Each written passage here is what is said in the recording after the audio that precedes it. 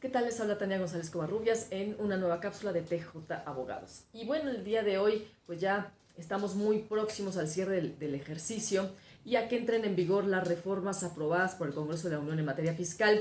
El día de hoy vamos a comentar dos figuras particulares que se vieron afectadas por esta reforma, que son el aseguramiento precautorio y el embargo propiamente, ¿no? Dentro de los cuales pues también encontramos una modalidad de embargo que es embargo precautorio y el embargo para hacer efectivo un crédito fiscal firme.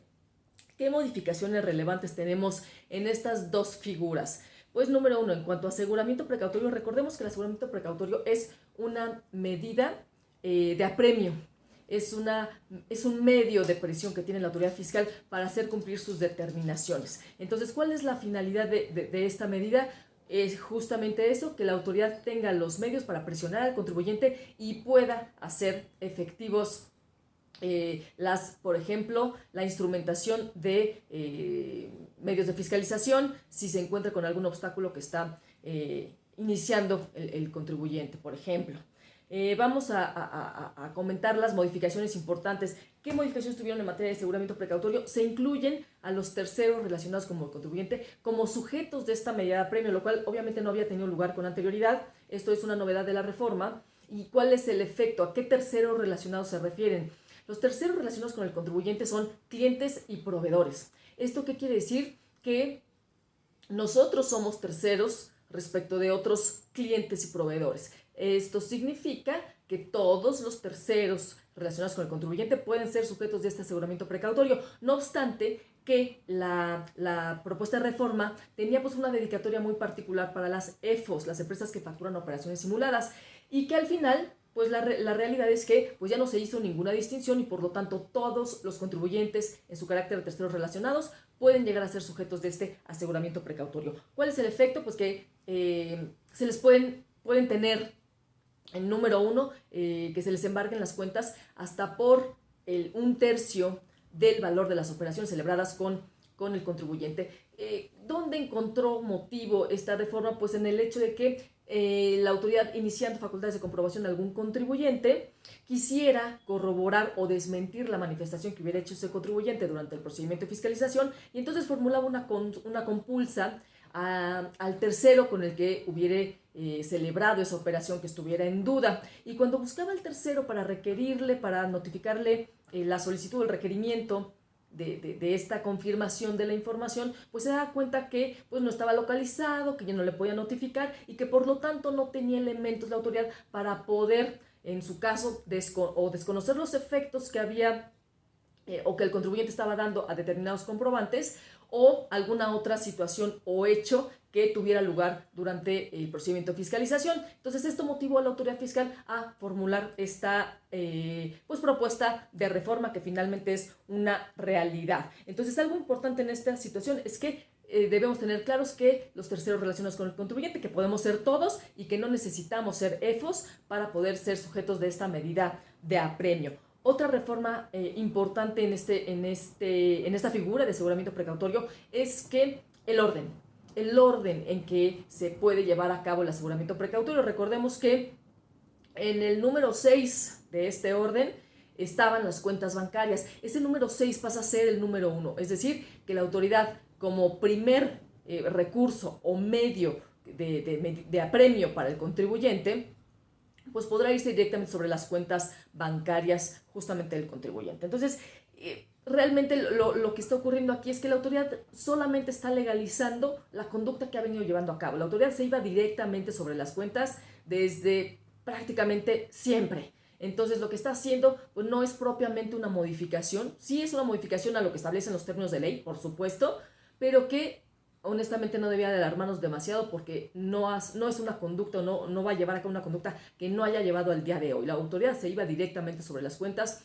como medida de apremio, como una medida de presión para el contribuyente. Entonces, pues es algo a lo que prácticamente estamos habituados. El tema de la notificación del aseguramiento precautorio sí es algo que debemos tener en cuenta y que pues sí pudiera llegar a ser preocupante. ¿Por qué? Porque la autoridad tenía 3 días para notificar ese aseguramiento precautorio y hoy se amplió el plazo a 20 días. También nos preguntamos qué tanto afecta al contribuyente, porque al final el contribuyente no se enteraba de este aseguramiento precautorio por la autoridad fiscal, se enteraba porque ya no podía disponer de los recursos en su cuenta bancaria.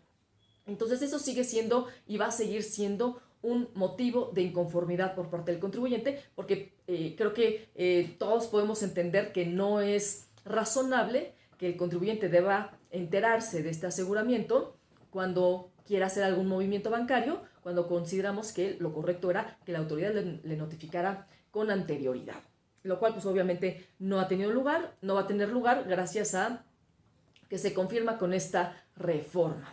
Y obviamente también una reforma interesante es la forma de notificación al contribuyente, no solo el plazo que acabamos de comentar, sino el modo de notificación al contribuyente, que ahora puede ser por cualquier medio. Esto incluye, por supuesto, las notificaciones por estrados, que son, a mi particular modo de ver, una trampa para el contribuyente, porque finalmente el efecto que tiene una notificación por estrados, e incluso me atrevo a señalarlo de forma abierta, es una manifestación de mala fe de la autoridad que busca que el contribuyente no se entere en tiempo para estar, por supuesto, en posibilidades de impugnar alguna situación irregular o acto ilegal de la autoridad, de modo que notificando por estrados, pues el contribuyente difícilmente se entera en tiempo, ya no lo puede impugnar. ¿Y qué queda al final del camino para el contribuyente? Pues únicamente adherirse a la conducta que la autoridad pretenda de él, ya sea regularizando su situación fiscal o cubriendo, en su caso, el crédito fiscal, lo cual pues evidentemente deja al contribuyente fuera de toda posible impugnación de algún acto arbitrario de la autoridad. Entonces creo que las notificaciones son un tema interesante en donde se está restando pues un tema de seguridad jurídica en perjuicio del contribuyente, se está perjudicando al contribuyente cuando finalmente la notificación tiene como objetivo esencial que el contribuyente se entere para que ejerza sus derechos en tiempo.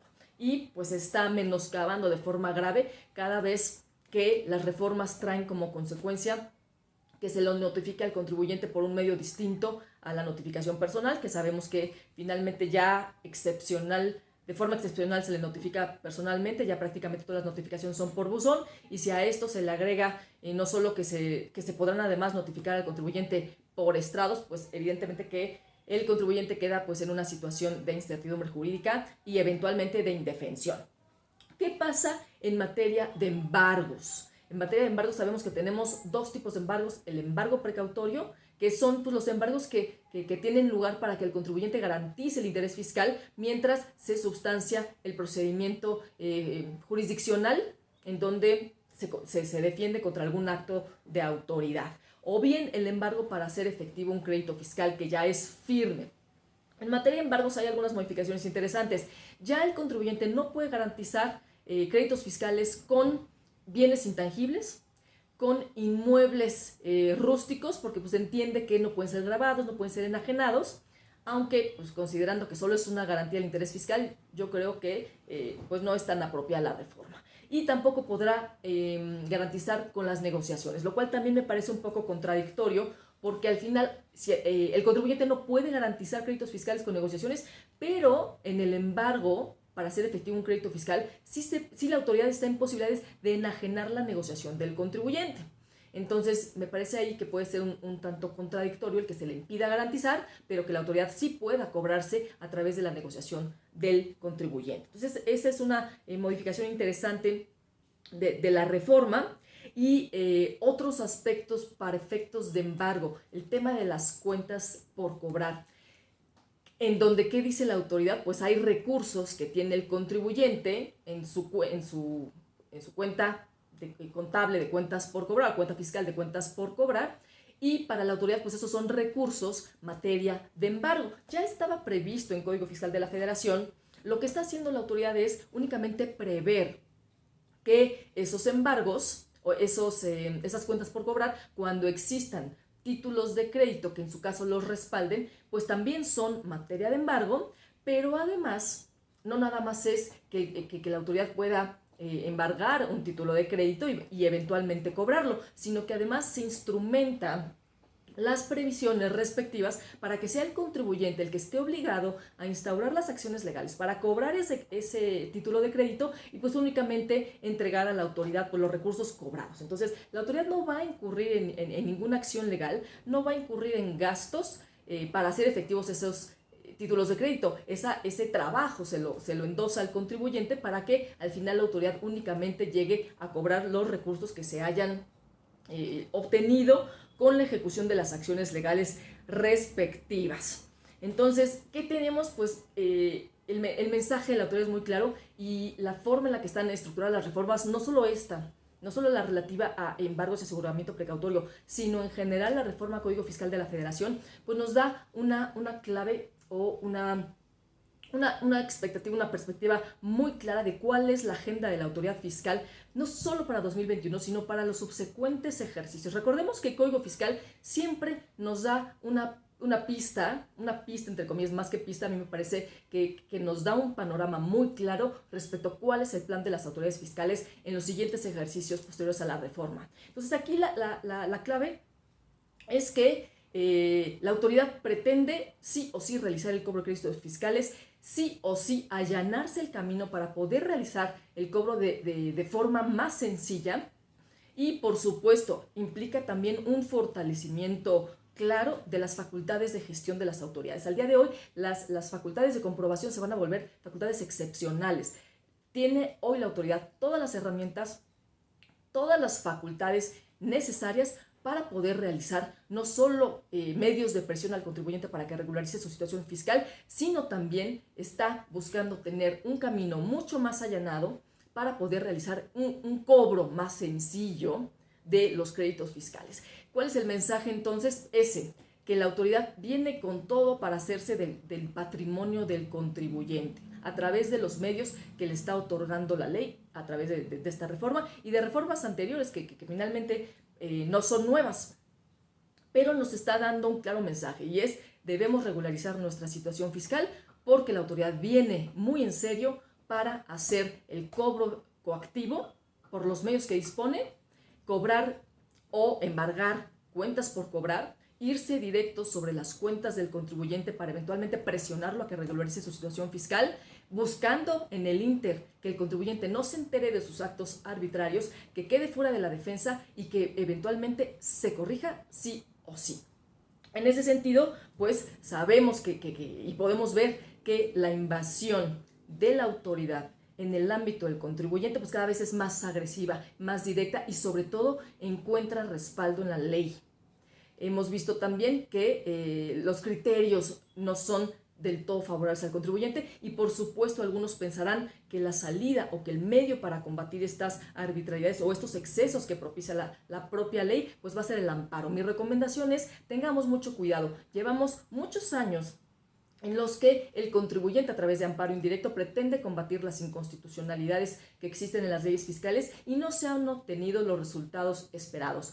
No podemos confiar en un poder judicial que claramente no está familiarizado con la realidad del contribuyente y que por el contrario, en ocasiones considera que todos los contribuyentes son EFOS, todos los contribuyentes son EDOS y por lo tanto deben tener una sanción, un castigo ejemplar y que sabemos que al final no es así, pero que no tenemos la simpatía, por así decirlo, del Poder Judicial, de Tribunal Fiscal, en donde pocos criterios favorables ha obtenido el contribuyente. Nuestra recomendación es esperar al acto concreto de autoridad y eventualmente combatir vía legalidad esos actos arbitrarios que pudieran llegar a ser contrarios a la ley o contrarios a un tema ahora sí de razonabilidad, de proporcionalidad o de finalidad constitucionalmente válida, pero en caso por caso. Inconstitucionalidad de leyes, honestamente no vemos mucho camino viable por ese lado.